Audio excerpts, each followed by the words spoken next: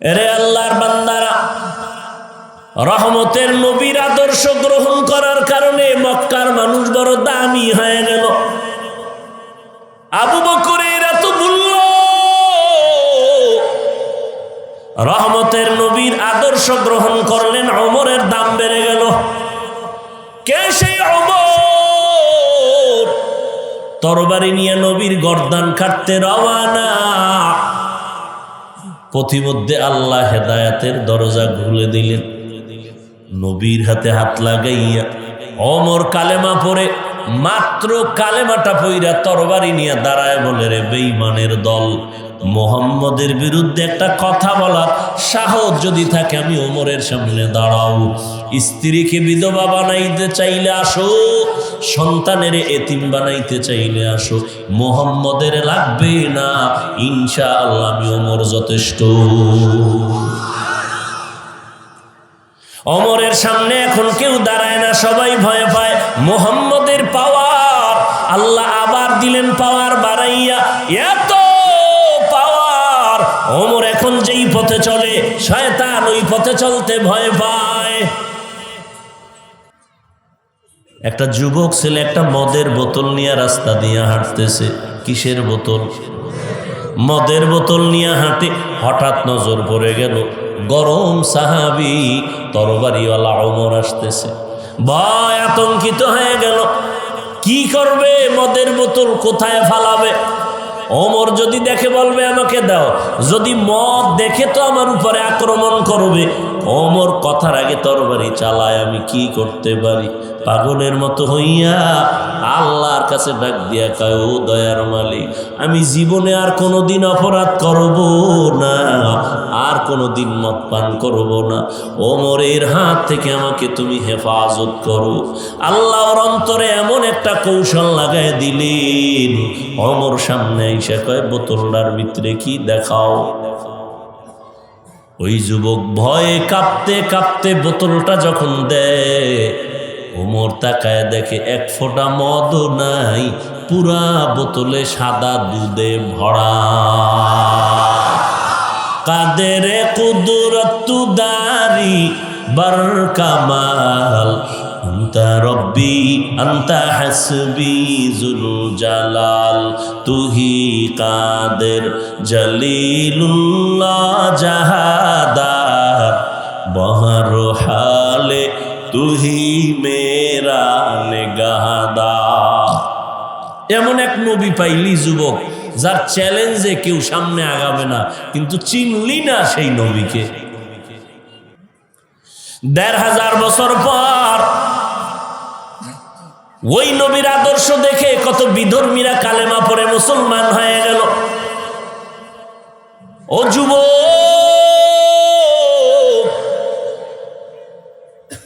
একটা গান গাইলে লক্ষ লক্ষ ডলার পায় হাদিয়া।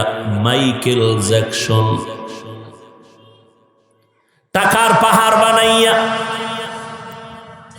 ওয়াদা করলো, পাক্কা এরাদা, ১৫০ বছর বেঁচে থাকবে, তার আগে মরবে না। কয় বছর? মরবে না বইলে যা করার তাই প্রস্তুতি নিল, চেহারা বাদাইল, হাতের সাথে কারো হাত লাগায় না, ভাইরাস ঢুকে যাবে। অল টাইম ২০ জন ডাক্তার তাকে পাহারা দেয়, খানা চেক করে, এরপরে তার চিকিৎসা অল টাইম। এইভাবে করতে করতে মাইকেল প্রতিজ্ঞাবদ্ধ হলো ১৫০ বছর বেঁচে থাকবে, এরপরে আজরাইলের সাথে মোলাকাত হবে, এর আগে না।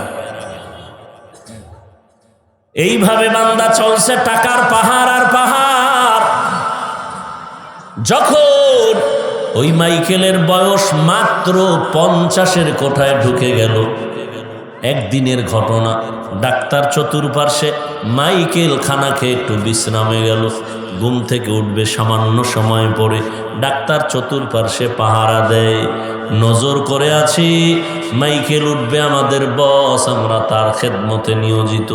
কিন্তু আজ অন্য দিনের মতো টাইম পাস হয়ে গেল, খবর নাই, কেন উঠে না? নজর করে করে এভাবে কিছুক্ষণ যখন অস্বাভাবিক দেরি হয়ে গেল, শরীরের মধ্যে টাচ করে দেখে মাইকেলের পুরো বডিটা কাঠের মতো শক্ত, বরফের মতো ঠান্ডা হয়ে গেছে। ওরা বলে আমরা এতগুলো ডাক্তার, আমরা তারে চেক আপ দেই, এত সিকিউরিটি দেই, হঠাৎ করে কোন জায়গা দিয়া প্রাণ চলে গেল আমরা বলতেই পারলাম না। যে 150 বছরের আগে মরবে না, 50-এর কোঠায় তার জীবন চলে গেল। রহমতের নবী আসলেন তো সবার জন্য রহমতের দরজা খুলে গেল। মক্কা নগরী দামি হয়ে গেল। রহমতের নবী যেখানে কদম দেয় ওই কদমের কারণে ওই জায়গা বরকতপূর্ণ হয়ে যায়। রহমতের নবী মদিনায় চলে গেছেন, মদিনা বড় দামি হয়ে গেছে। 1 রাকাত নামাজ যদি কেউ আমার নবীর মসজিদে আদায় করে 50 রাকাত নামাজের সওয়াব আল্লাহ দান করবেন। রহমতের নবী আসছেন তো জমিনের জন্য শুধু রহমত হয় নাই, আমার নবী জগৎ সমূহের জন্য রহমত। আমার নবী মানুষের জন্য রহমত, যেমন পশু পাখিদের জন্য তেমন রহমত। রাহমাতুল লিল আলামিন, পুরুষের জন্য যেমন রহমত, নারীদের জন্য তেমন রহমত। আমার নবী মুমিনদের জন্য যেমন রহমত, তেমন বেঈমানদের জন্য রহমত। আমার নবী রূহের জগতের জন্য রহমত, দুনিয়ার জগতের জন্য রহমত, কবর জগতের জন্য রহমত। আর একটু ফাঁকা হওয়া যায় না? যাও পিছনে যাও।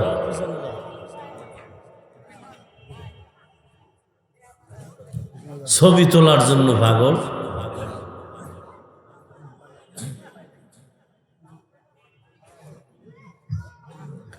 আমার নবীর মতো দামি আর কেউ নাই। নবী এমন এক সময় মক্কা নগরীতে আসছেন, ওই মক্কার মানুষ নারীদেরকে অপছন্দ করে, কন্যা সন্তানদের অপছন্দ করে। মক্কার মানুষ এত খারাপ, নারী আর পুরুষ উলঙ্গ হইয়া আল্লাহর ঘর বাইতুল্লাহ তাওয়াফ করে উলঙ্গ। আরো আস্তে করে বল। সমাজের ভেতরে কলহ, দ্বন্দ্ব আর বিভেদ। মক্কার মানুষের মতো খারাপ ওই জমিনের মধ্যে আর কোনো মানুষ ছিল না।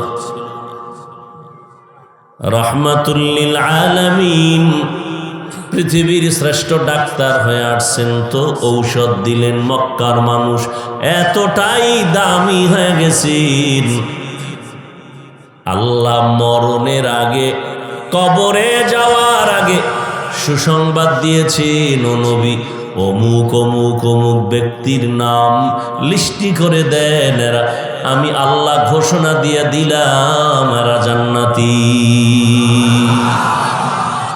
আতিনা ফি দারে দুনিয়া না হাসান, আতিনা ফি দারে উকবানা হাসান, ইয়া গিয়াসাল মুস্তাগীসিন হাদিনা লাফতিখারা বিল উলুমি ওয়াল গিনা। মক্কার মানুষ দামি হয়ে গেল। এই দামি মানুষের সাথে যাদের সম্পর্ক হলো তারাও দামি হয়ে গেল। পয়গম্বর বলেন, খায়রুল কুরুনি কারনি সুম্মাল্লাযীনা ইয়ালুনাহুম সুম্মাল্লাযীনা ইয়ালুনাহুম। আমি মুহাম্মদের যুগটা বড় সোনালী যুগ, এর সাথে যাদের সম্পর্ক তারাও সোনালী, তাদের সাথে যাদের সম্পর্ক তারাও সোনালী মানুষ হয়ে থাকবে। উম্মতের বড় রাহবার, উম্মতের জন্য তারা আদর্শ হয়ে জমিনের মধ্যে থাকবে। এজন্য আল্লাহ বলেন কোরআন শরীফের ভেতরে, আল্লাহ তাআলা স্পষ্ট বলে দিলেন, ও দুনিয়ার মুমিনের দল, তোমাদের ইমানটাকে যদি একুরেট করতে চাও মাপকাঠি নিয়ে নাও। আমিনু কামা আমানান নাস। ইমানটা তোমার একুরেট কেমনে বুঝবা? সাহাবায়ে কেরামের ইমানের সাথে তোমার ইমানটা মিলাইয়া স্কেল লাগাও। তাদের ইমানের লাইনে যদি তোমারটা হয়, তোমার ইমানটা হবে সঠিক। এই কারণেই সমস্ত দুনিয়ার আহলে সুন্নাত ওয়াল জামাতের আকীদা, মুসলমান ঐক্যবদ্ধ। যারা সাহাবায়ে কেরামদের বিরুদ্ধাচরণ করে তারা ভণ্ড, তারা বাতিল। সাহাবায়ে কেরামের বিরোধিতা করার মতো মানুষ আছে না নাই? ইশারায় হোক, প্রকাশ্যে হোক, গোপনে হোক, সাহাবায়ে কেরামদের বিরুদ্ধাচরণকারী কথার মাধ্যমে হোক, লেখার মাধ্যমে হোক, যদি এমন কেউ থাকে তারা বাতিল, তারা ভণ্ড। এই রকম বাতিলের দল হবে ৭২ দল। কয় দল? قال النبي صلى الله عليه وآله وسلم إن بني إسرائيل تفرقت على 72 ملة وتفترق أمتي على 73 ملة كلهم في النار إلا ملة واحدة قالوا من هي يا رسول الله قال ما أنا عليه وأصحابي। পয়গম্বর বলেন, আমার আগে বনি ইসরাইল যেই সম্প্রদায়, যাদের নামে কোরআনে আল্লাহ সূরা অবতীর্ণ করেছেন, সূরা বনি ইসরাইল, ওই বনি ইসরাইল সূরা যাদেরকে লক্ষ্য করে আল্লাহ অবতীর্ণ করলেন, এরা মুসা নবীর উম্মত হওয়ার দাবিদার, এরা ঈসা নবীর উম্মত হওয়ার। দেখেননি এখানে আবার কাম লইছেননি আপনি কোনায়, এটা পিছনে নিয়ে করলে সমস্যাটা কি? ওঠেন, রুমাল নিয়ে পিছনে যান। ভাইরা আমার,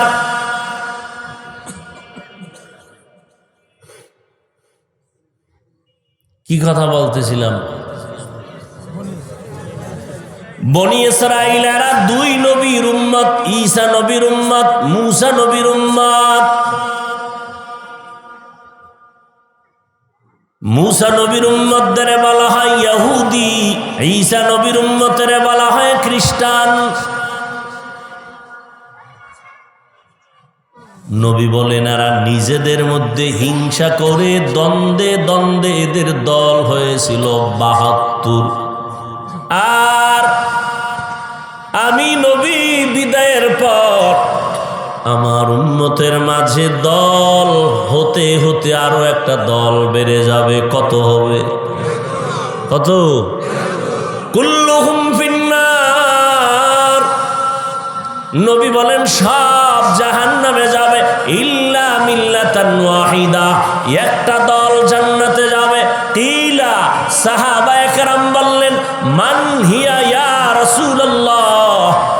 যেই দলটা জান্নাতে যাবে, 73-এর এক দল জান্নাতে, 72 জাহান্নামে, ওই এক দলের পরিচয় কি? নবী বলেন, মা আনা আলাইহি ওয়া আসহাবি।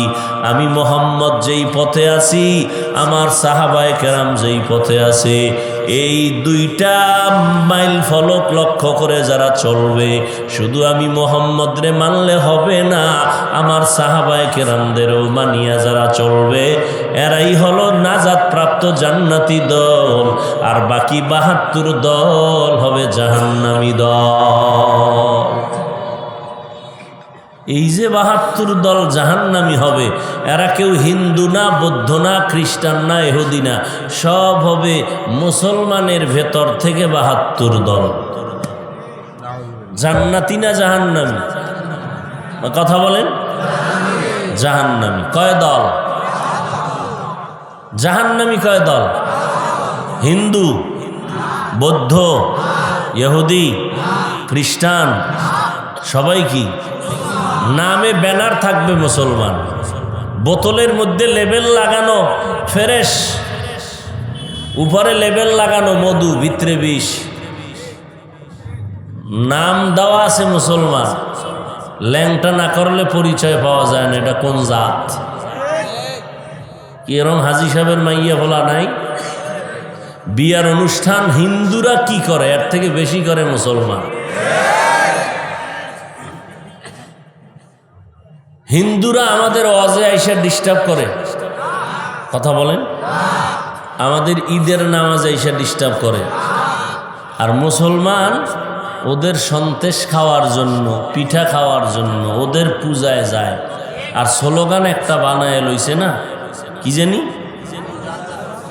ধর্ম যার যার, উৎসব সবার, এই স্লোগান বানাইয়া।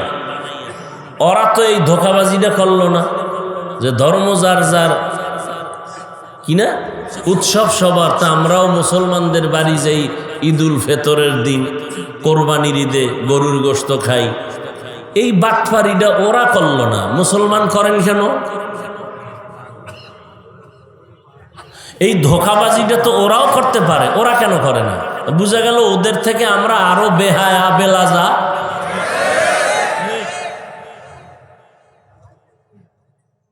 ওরা তো আমাকে ঈদগাহ এসে কোনোদিন ডিস্টার্ব করে নাই, আমাদের কোরবানির ভাগ নেয় নাই, যে বলে না আমার গরু খাওয়া। আমরা এত বেহায়া হইলাম কেন? দেখেন আমরা কতটা বেহায়া, কতটা নির্লজ্জ। সারা দুনিয়ার বেদিনদের ভেতরে ঘরে ঘরে তালাশ করে দেখো, একজন আব্দুর রহমান নামের কোনো ছেলে নাই, রহিমা নামের কোনো মেয়ে নাই। আর মুসলমানের ঘরে ঘরে বেদিনদের নাম। আমরা কি পরিমাণ নির্লজ্জ হয়ে গেছি, কি পরিমাণ বেহায়া হয়ে গেছি। বলি ওরা বিধর্মী, ইমান নাই, জান্নাত পাবে না। যদি খালি কালেমাটা পড়ে আমরা আগে জান্নাতে যাব। আমরা যেই ধোঁকাবাজ, ইমামের পেছনে নামাজ পড়ে বাইরে গিয়ে ইমামের বিরোধিতা করে, মাদ্রাসা মসজিদে দান করে না, বারবার হিসাব চায়, ঠিক নি? আল্লাহ হেদায়েত দান করে।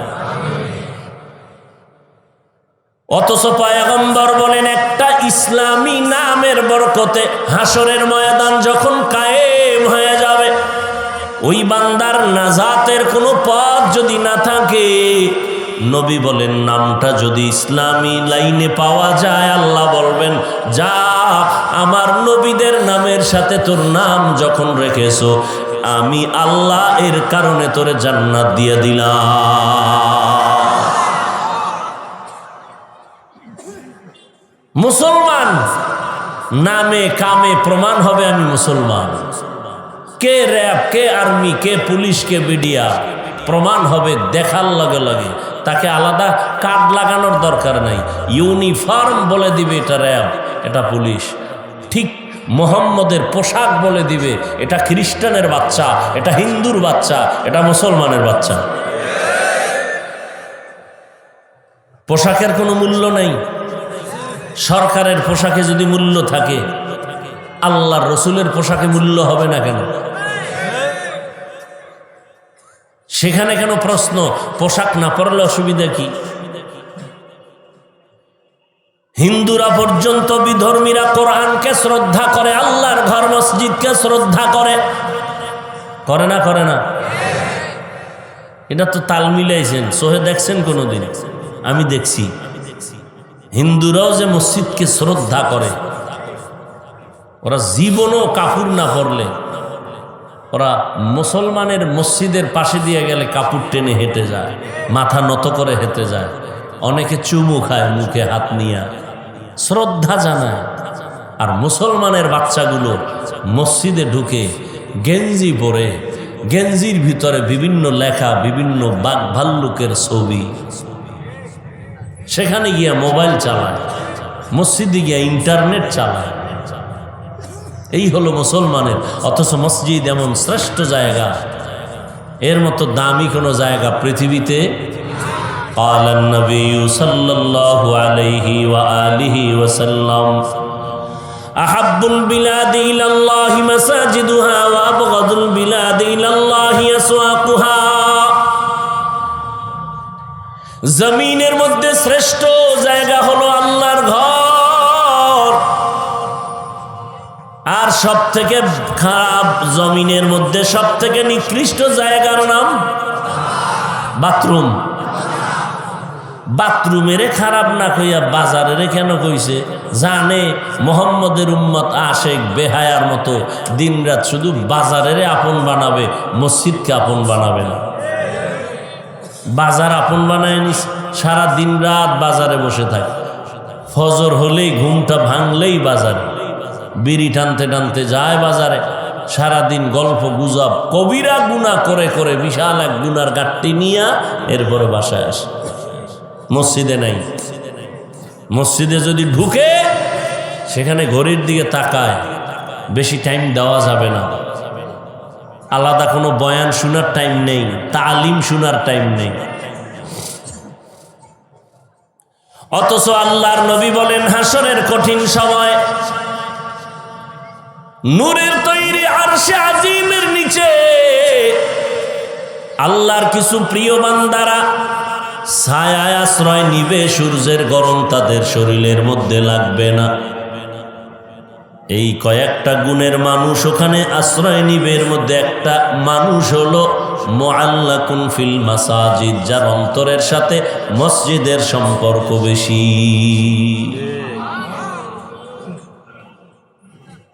আমরা যাইও শেষে, বের হইও সবার আগে।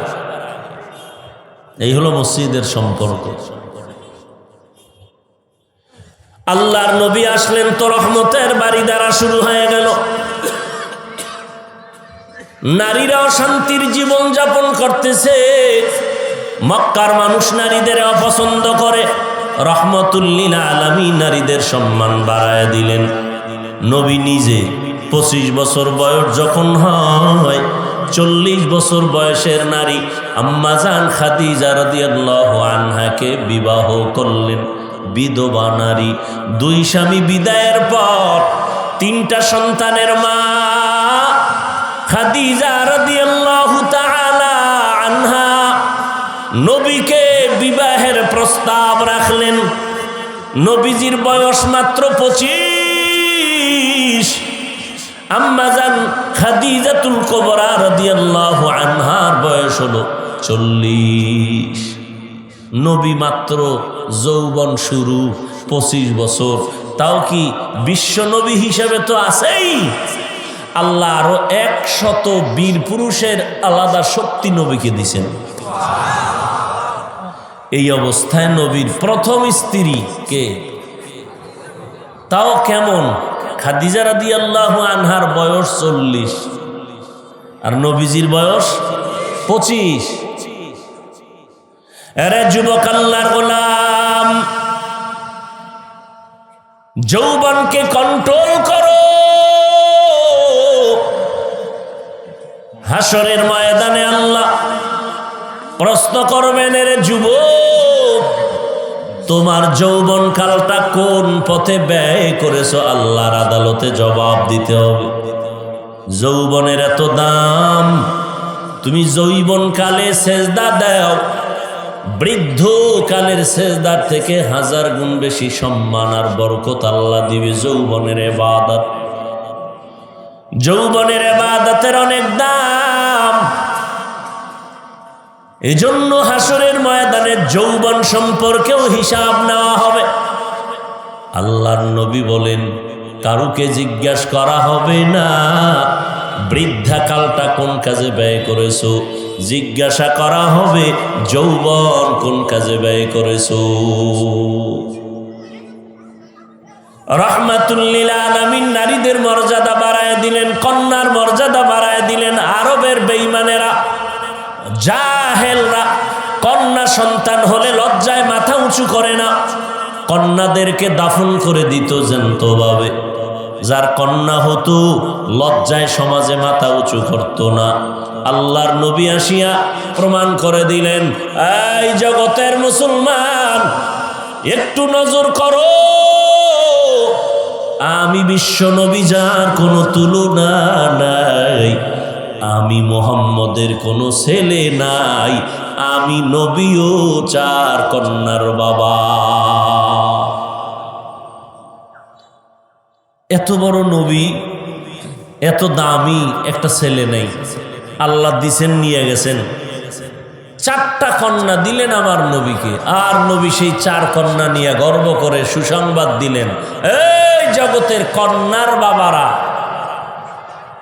একটা কন্যা যদি পাও তো একটা জান্নাতের মালিক। দুইটা কন্যা সন্তান যদি পাও, হে বাবা, তুমি দুইটা জান্নাতের মালিক। এখনো এই জমিনের মধ্যে কিছু জাহেল আছে, কন্যা সন্তান হলে মনে কষ্ট পায়।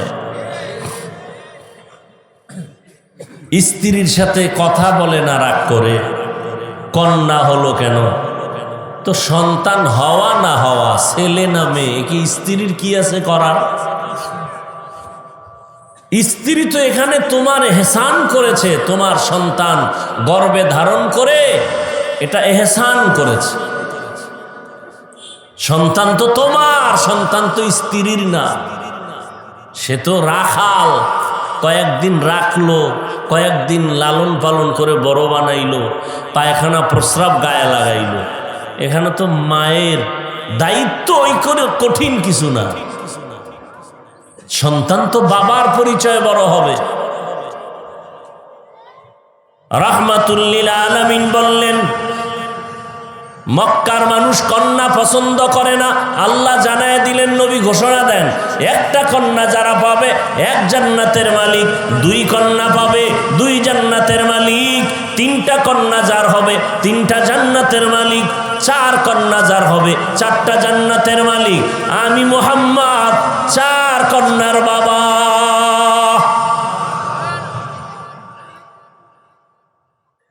পয়গম্বর বলেন, পুরা দুনিয়ার ভেতরে কয়েকজন নারী বড় দামি। ঈসা নবীর মা মারিয়াম, যেই মারিয়ামের কোনো স্বামী নাই, ঈসা নবী দুনিয়াতে আসলেন স্বামী ছাড়া, বাবা ছাড়া সন্তান ঈসা আলাইহিস সালাম।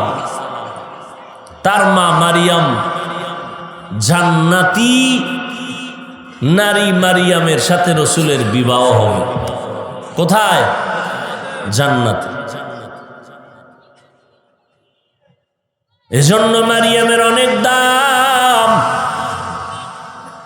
ঈসা নবীর মা মারিয়ামার এত সম্মান, এক নম্বরে তার সম্মান সবার উপরে, কারণ আমার আল্লাহ তাআলা স্বামী ছাড়া মারিয়ামকে সন্তান দান করেছেন। জান্নাতের ভেতরে নবীজির সাথে বিবাহের বন্ধন হবে। মারিয়াম যতটুকু ত্যাগ আর কোরবানি করেছেন, এর ফলাফলে আমার আল্লাহ এমন ত্যাগ একজন সম্মানী নবী তার স্বামী বানাবেন জান্নাতের ভেতরে। ঈসা নবী আসছেন, কওমের লোকেরা বলে, মারিয়াম তোমার স্বামী নাই, সন্তান কেমনে আসছে? আল্লাহ আয়াত নাজিল করে কয়, মারিয়াম চুপ করে থাকবা, কোনো জবাব দিবা না। কথা যদি বলতে হয়, শিশু সন্তান ঈসা কথা বলবে। সুবহানাল্লাহ। কেউ যদি তোমারে প্রশ্ন করে, তুমি বলবা আমি রোজাদার। ওই সময়ে রোজা রেখে কথা বলা নিষেধ ছিল, ওই সময়ে আইন ছিল, আল্লাহর বিধান, রোজার হালাতে কথা বলা যাবে না। ঈসা নবীকে প্রশ্ন করা হলো, এই কেমনে আইলি মায়ের গর্ভে? ঈসা জবাব দিলেন, ইন্নী আব্দুল্লাহ আতানিয়াল কিতাব, আমি আল্লাহর গোলাম, আল্লাহ আমারে কিতাব দিয়েছেন। আমার আল্লাহ সব পারেন, অসম্ভবকে সম্ভব করতে পারেন আমার আল্লাহ।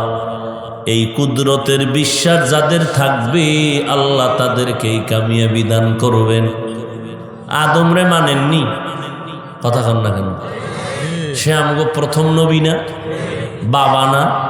তার বাবাকে দেখছেননি কারবা? ঈসা নবীর মায়ের খ্রিস্টানরা প্রশ্ন করে, খ্রিস্টানরা যখন বাপ খুঁজে পায় না, কয় তাহলে মারিয়াম আল্লাহর বউ আর ঈসা আল্লাহর সন্তান। দেওবন্দের মধ্যে এলোই লাগছে ঝগড়া, এক খ্রিস্টানের গোলামের লাগে। তো মুসলমান একজন সাধারণ মানুষ গিয়া কয়, হুজুর গুলোকে তর্কের দরকার নাই, তুমিও এক জাহেল, আমিও আর এক জাহেল, তুমি আমি তর্ক করি। কি কইতে চাও? কয় ঈসা যেহেতু এর বাপ নাই, আল্লাহ তার বাপ, আল্লাহর এটা সন্তান। কয় তাই নাকি? বলে কয় যে আল্লাহ যদি তার বাবা হয় তা আল্লাহর সন্তান কয়জন? কয় একজন। নাম কি? ঈসা। আমি বিয়ে করছি কয়েক বছরের মধ্যে 20টা সন্তান হয়েছে আমার। কয়টা? আল্লাহ তো কত আগে, অনেক আগে, কত পাওয়া। আমার যদি 20টা সন্তান হয়, 10টা সন্তান হয়, আল্লাহর মাত্র একটা। এইরকম দুর্বল আল্লাহ? এটা তোমগো আল্লাহ হইতে পারে, আমগো আল্লাহ না। এরকম দুর্বল আল্লাহ তোমার হতে পারে, আমার আল্লাহ এরকম দুর্বল আল্লাহ না। আল্লাহ জানায় দিলেন, কুল হু আল্লাহু আহাদ আল্লাহুস সামাদ লাম ইয়ালিদ ওয়া লাম ইউলাদ ওয়া লাম ইয়াকুল লাহু কুফুয়ান আহাদ। লাম ইয়ালিদ লাম ইউলাদ উলাইকাস লাম ইয়ালিদ লাম ইউলাদ উলাইকাস ওয়ালিদু মাউলুদেরা উ খালেকাস। এরে আল্লাহর বান্দারা, রহমতের নবীর আদর্শ গ্রহণ করার কারণে মক্কার মানুষ বড় দামি হয়ে গেল। আবু বকরের এত মূল্য, রহমতের নবীর আদর্শ গ্রহণ করলেন, ওমরের দাম বেড়ে গেল। কে সেই ওমর? তরবারি নিয়ে নবীর গর্দান কাটতে রওয়ানা। পথিমধ্যে আল্লাহ হেদায়েতের দরজা খুলে দিলেন। নবীর হাতে হাত লাগাইয়া ওমর কালেমা পড়ে, মাত্র কালেমাটা পইরা তরবারি নিয়ে দাঁড়ায় বলে, রে বেঈমানের দল, মোহাম্মদের বিরুদ্ধে একটা কথা বলার সাহস যদি থাকে আমি ওমরের সামনে দাঁড়াও। স্ত্রীকে বিধবা বানাইতে চাইলে আসো, সন্তানের এতিম বানাইতে চাইলে আসো, মোহাম্মদের লাগবে না, ইনশাআল্লাহ আমি ওমর যথেষ্ট। ওমরের সামনে এখন কেউ দাঁড়ায় না, সবাই ভয় পায়। মোহাম্মদের পাওয়ার, আল্লাহ আবার দিলেন পাওয়ার বাড়াইয়া, এত পাওয়ার। ওমর এখন যেই পথে চলে, শয়তান ওই পথে চলতে ভয় পায়। একটা যুবক ছেলে একটা মদের বোতল নিয়ে রাস্তা দিয়ে হাঁটতেছে। কিসের বোতল? মদের বোতল নিয়ে হাঁটে। হঠাৎ নজর পড়ে গেল গরম সাহাবী তরবারিওয়ালা ওমর আসতেছে। ভয় আতঙ্কিত হয়ে গেল, কি করবে? মদের বোতল কোথায় ফালাবে? ওমর যদি দেখে বলবে আমাকে দাও, যদি মদ দেখে তো আমার উপরে আক্রমণ করবে। ওমর কথার আগে তরবারি চালায়, আমি কি করতে পারি? পাগলের মতো হইয়া আল্লাহর কাছে ডাক দিয়া কয়, ও দয়ার মালিক, আমি জীবনে আর কোনোদিন অপরাধ করব না, আর কোনোদিন মদ পান করব না। ওমরের হাত থেকে আমাকে তুমি হেফাজত করো। আল্লাহর অন্তরে এমন একটা কৌশল লাগায় দিলেন, ওমর সামনে এসে কয়, বোতলটার ভিতরে কি দেখাও। ওই যুবক ভয়ে কাঁপতে কাঁপতে বোতলটা যখন দেয়, ওমর তাকায় দেখে এক ফোঁটা মদও নাই, পুরা বোতলে সাদা দুধে ভরা। কাদের কুদরত দারি বার কামাল, আন্তা রব্বি আন্তা হাসবি জুল জালাল, তুহি কাদের জলিলুল্লাহ জাহাদার, বহর হালে তুহি মেরা নেগাহদার। এমন এক নবী পাইলি যুবক, যার চ্যালেঞ্জে কেউ সামনে আগাবে না, কিন্তু চিনলি না সেই নবীকে। ১৫০০ বছর পর ওই নবীর আদর্শ দেখে কত বিধর্মীরা কালেমা পড়ে মুসলমান হয়ে গেল। ও যুবক,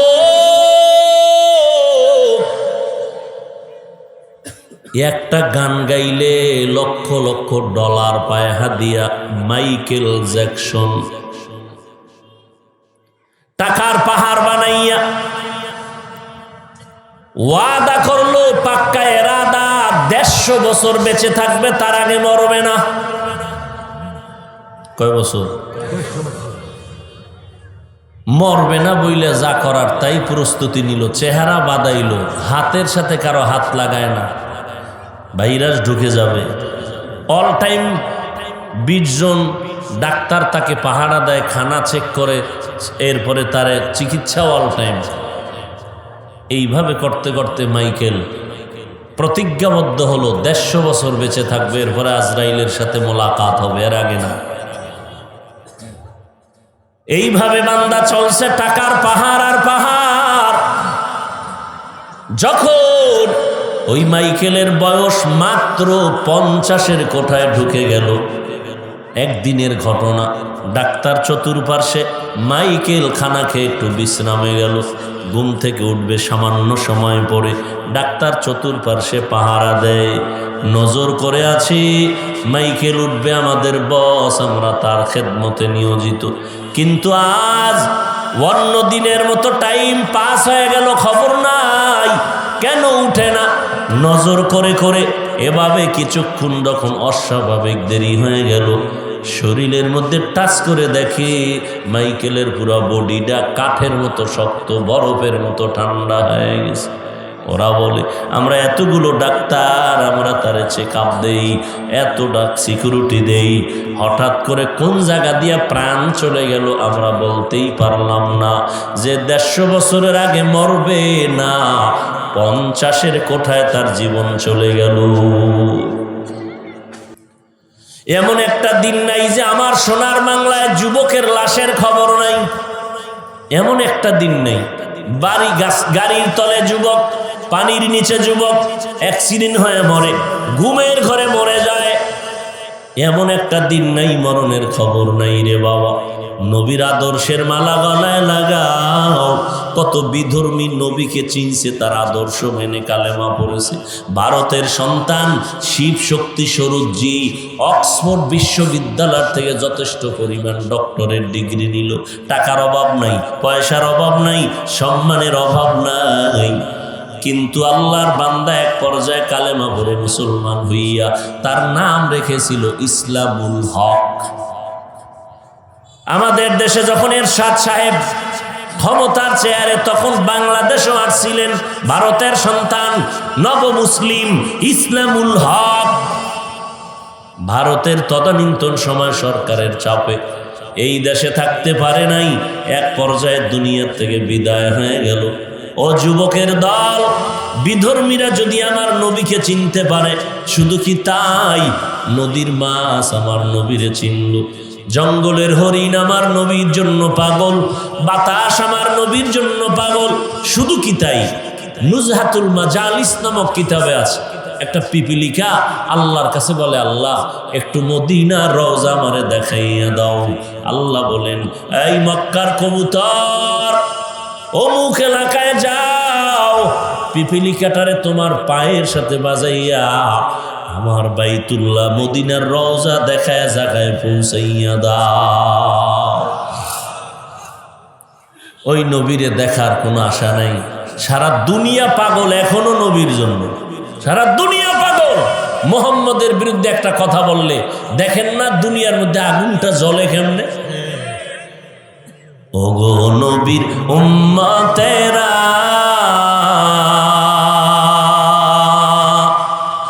হয়ে আজি দিশাহারা, কোরআন হাদিসের চলো যখন যাহা চায় মনে, নবী বিনে কে তারাবে পুলসিরাত মিজানে, নবী বিনে কে তারাবে পুলসিরাত মিজানে। উম্মতের কান্ডারি নবী,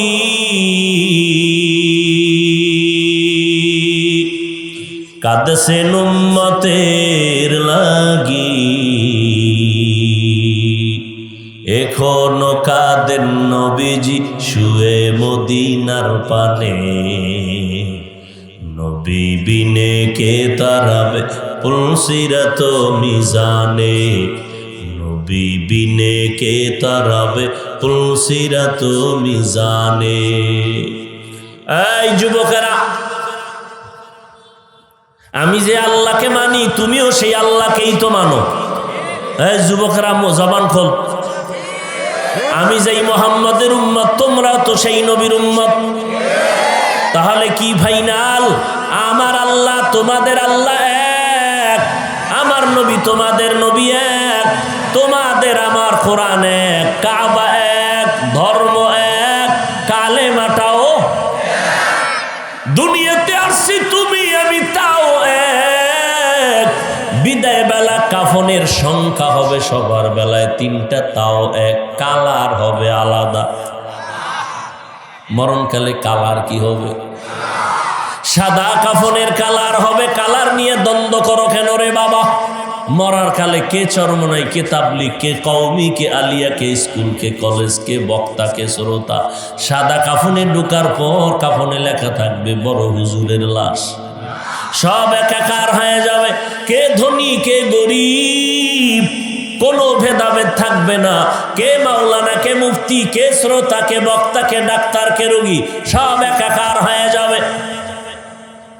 তোমার আল্লাহ আমার আল্লাহ এক, নবী এক, কোরআন এক, কাবা এক, ধর্ম এক, কালেমা এক।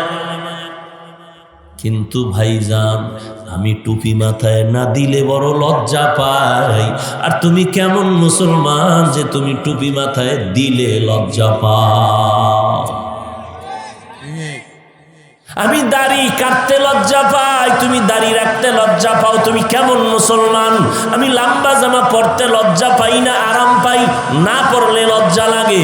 তোমার মদিনার পোশাক পরতে বড় লজ্জা লাগে। আমি নামাজ পড়লে মজা পাই, তুমি মসজিদে ঢুকতে লজ্জা পাও। আর আমি মসজিদে না গেলে লজ্জা লাগে। মানুষ জানি কি মনে করে, আল্লাহ জানি আমার উপরে বেজার হয়ে যায়। তুমিও মুসলমান, অথচ মসজিদে তোমাকে নেওয়া যায় না। ও বান্দা, তুমি মসজিদে ঢুকতে লজ্জা পাও। আমরা মা বাবার জুতা সোজা করি বরকতের জন্য, আর তুমি ক্লাস 8-এ পড়ো, 9-এ পড়ো, 6-এ পড়ো। তুমি সারাদিন দুষ্টামি কইরা কাপড় চুপুর প্যান্ট শার্টগুলো খুইলা মায়ের কাছে ফালাইয়া দিছো। মা ঘরের চাকরানি তোর জামা কাপড় ধুইয়া দিবে। মায়ের চাকরানি বানাইছো। আর আমরা মা বাবার জুতা এখনো সোজা করে দেই, কাপড় চুপুর চেষ্টা করার সময় পেলে ধুইয়া দেই। আম্মা জানের মশারি টানায় দেই, মুরব্বি দেখলে আগে আগে সালাম দেই, জুতা পারলে সোজা করে দেই, বোঝা পারলে আগায় দেই। আর তুমি জামা কাপড় ময়লা করে মায়েরে দাও, মা ধুইব। খানা খাইয়ে প্লেটটা ফালায় দৌড়। তোর আম্মা জান চাকরানি, সে প্লেট ধুইয়া রাখবে। দোয়া হাত তুলে করা লাগে না, দোয়ার কাজ করবি, দোয়া এমনি বাতাসে ঠেলে নিয়ে আসবে। ও যুবক, সব যুবক কিন্তু এক তালে নাই। তোমার লাইনে আবার কিছু যুবক দেখলে মনে হয় যেন আমার রুমাল দিয়া তার পা মোছায়া দেই, কারণ তার এত সুন্দর ব্যবহার। দেখলেই সালাম, আজান হলে মসজিদে হাজির, স্কুলে গেছে ওখানে নামাজ, কলেজে গেলেও নামাজ পড়ে, এক বেলার নামাজও বাদ দেয় না, মুরব্বীদের সাথে খারাপ আচরণ করে না, আলেম দেখলে দোয়া নেওয়ার চেষ্টা করে। নাই? তুমি কেন পারো না রে বাবা? নিজের একটু প্রশ্ন করো যে আমার মতো যুবক স্কুল কলেজে পড়ে যদি নামাজ পড়ে, আমি পারি না কেন? ওদের পাও দোয়া পানি পান কইরো খালি পেটে ডেলি 3 বার। এটা তোমার জন্য একটা সুন্দর লজ্জাপতি ঔষধ। তোমার ক্লাসের ছেলে মেয়েরা নামাজ পড়ে, তুমি পারো না কেন? তোমার মতো যুবক ড্রাইভারি করে নামাজ পড়ে, তুমি পারো না কেন? তোমার মতো যুবক র্যাব আর্মি পুলিশ বিডিআরের চাকুরি করে, ব্যবসা করে, নামাজ পড়ে, তুমি পারো না কেন? তোমার উপরে হয়তো আল্লাহ বেজার, মা বাবার অভিশাপ। তুমি আসলে মাকে ভুলে গেছো। তোমার যে একজন মা আছে এটা তোমার মনে নেই, কারণ মোবাইলের ভিতরে এমন পাগল হইয়া আসো, এখন মায়ের কথা মনে থাকে না, খানার কথা মনে থাকে না, বাবার কথা মনে থাকে না। আর আল্লাহ না করুন যদি ক্ষতির রশি গলায় লাগায় কোনো মেয়ের পিছনে পড়ে যাও, তখন অন্তরের হালাত এমন হয় যে মা ছাড়বো, বাবা ছাড়বো, তাতেও কোনো আফসোস নাই, কিন্তু আমার মেয়েকে ছাড়া যাবে না। এতে যদি ফাঁসি হয়, ফাঁসি হোক। মা ছাড়তে রাজি, বাপ ছাড়তে রাজি। তাহলে কতটা খারাপ লাইনে গেলে সন্তান মা বাবাকে ভুলে যায়? মা বাবাকে শুধু ভুলে যায়। আমার সোনার বাংলায় দেখা গেল কত সন্তান মা বাবাকে জবাই করে, মা বাবার সাথে খারাপ আচরণ। হেদায়েতের মালিক আমার আল্লাহ, এখনো নবীর আদর্শের মালাটা গলায় লাগাও। মনে মনে আল্লাহর কাছে তওবা করো। আমগো মতো হুজুর টুজুর হওয়া লাগবে না, খবরদার, এই ভয় পাইস না যে হুজুর আমনেগো মতো বিশাল জামা জমা হইরে টাইম নেই। না, টাইম দরকারও নেই। তুমি স্কুলে পড়ো, কলেজে পড়ো, চাকরি করো, ব্যবসা করো, ওই লাইনেই থাকো। সময় মতো 5 বেলার নামাজ আদায় করো। মা বাবার দোয়া নিয়ে চলবা, ওস্তাদদের দোয়া নিয়েও, ওলামায়ে কেরামের পরামর্শ নিয়ে চলবা। কারো সাথে খারাপ আচরণ করবা না, নেশা করবা না, বন্ধু বান্ধবের সাথে আড্ডা দিয়া আল্লাহকে বেজার করে এমন কোনো কাজ করবা না, কারো ইজ্জতের উপর আক্রমণ করবা না। একটু ধৈর্য ধারণ করে যদি আগাইতে পারো, তুমি ডাক্তারও যদি হও, গোটা দুনিয়াবাসী তোমার পাগল হতে বাধ্য। আপনাদের এটা কোন থানা? শিবচর বাজারে এমবিবিএস ডাক্তার আসেনি? একজন না অনেক? সব ডাক্তারের কাছে কি রোগীর ভিড় এক সমান না কম বেশি আছে? প্রশ্ন থাকলো, একই টাইটেল নেওয়া, সার্টিফিকেট নেওয়া, এমবিবিএস, এফআরসিএস, এফসিপিএস সব নিয়ে বসলো, ভিজিট সবার 1000 ধরে নিলাম, কিন্তু একজনের রুগী পায় না, বয়ে বয়ে বিড়ি টানে আর মশা মারে। আর একজন ডাক্তার রাত্র 12টা রুগীর সিরিয়াল শেষ হয় না। কারণটা কি? সার্টিফিকেট সব এক, কারণটা কি? ওই ডাক্তার তোমার মতো মোবাইল চালাইয়া চরিত্র নষ্ট করে নাই। ওই ডাক্তারের ব্যবহারে মানুষ পাগল হয়ে দৌড়ায়। আর ব্যবহারটা চরিত্রবান বান্দার দ্বারাই সম্ভব। যার চরিত্র খারাপ, ওর ব্যবহারও খারাপ। আল্লাহ আমাদের সবাইকে বুঝার, আমল করার তৌফিক দান করেন। 5 ওয়াক্ত নামাজ লাগবে তো ইনশাআল্লাহ। 2-1 ওয়াক্ত নামাজ ছেড়ে দিলে পিসাবরা এটা মাপটাপ করায় নিবে কি না? পড়া লাগবে। তাহলে তওবা করো, মনেরে শুধু এতটুকু বুঝ দিবা যে না, হুজুর টুজুর হওয়ার দরকার নাই। কিন্তু প্রশ্ন একটা, আমার মতো যুবক ড্রাইভারি করে, চাকরি করে, লেখাপড়া করে, স্কুল কলেজে যদি নামাজ পড়ে, আমি কেন পারবো না? বাস এই কথাটা ভাবো, দেখবে এক সময় তোমার দিল তৈরি হয়ে যাবে। আল্লাহ আমাকেও তৌফিক দান করেন। আল্লাহ আমার বিশেষ করে আমার কলিজার যুবকদেরকেও কবুল করেন। সুবহানাল্লাহি ওয়া বিহামদিহি সুবহানাকাল্লাহুম্মা বিহামদিকা আশহাদু আল লা ইলাহা ইল্লা আনতা আস্তাগফিরুকা ওয়া আতুবু ইলাইক আলহামদুলিল্লাহি রাব্বিল আলামিন والصلاة والسلام على سيد الأنبياء والمرسلين وعلى آله وأصحابه أجمعين يا أرحم الراحمين يا أرحم الراحمين يا أرحم الراحمين رب ارحمهما كما ربياني صغيرا اللهم إنك عفو كريم تحب العفو فاعف عنا রব্বুল আলামিন গুনাহের বোঝা নিয়ে আমরা আপনার দরওয়াজায় হাত তুলেছি মেহেরবানি করে আমাদের জীবনের সব গুনাহগুলো মাফ করে দেন আল্লাহ নবীজির সুন্নাতওয়ালা জিন্দেগি আমাদের দান করেন আয়োজনকারী সহযোগিতাকারীদের কবুল করে নেন মা বোনদের আবেদা বানায় দেন সারা দুনিয়াবাসীকে মাফ করে দেন আল্লাহ মুসলমানের উপরে রহমত দান করেন আল্লাহ জালেমদের জুলুম থেকে মুসলমানকে হেফাজত করেন আয় আল্লাহ সমস্ত মসজিদ মাদ্রাসাগুলো কবুল করে নেন আল্লাহ আয় আল্লাহ বাংলাদেশ শান্তির দেশ বানায় দেন আয় আল্লাহ মাহফিল পুরা এলাকায় নাজাতের জরিয়া বানায় দেন আয় আল্লাহ যুবকদের দিনের খাদেম বানায় দেন মুরব্বীদের কবুল করে নেন আয় আল্লাহ সবার কামাই রুজিতে হালাল ভাবে বরকত বাড়ায় দেন নবীজির মোহাব্বতে আমাদেরকে কবুল করে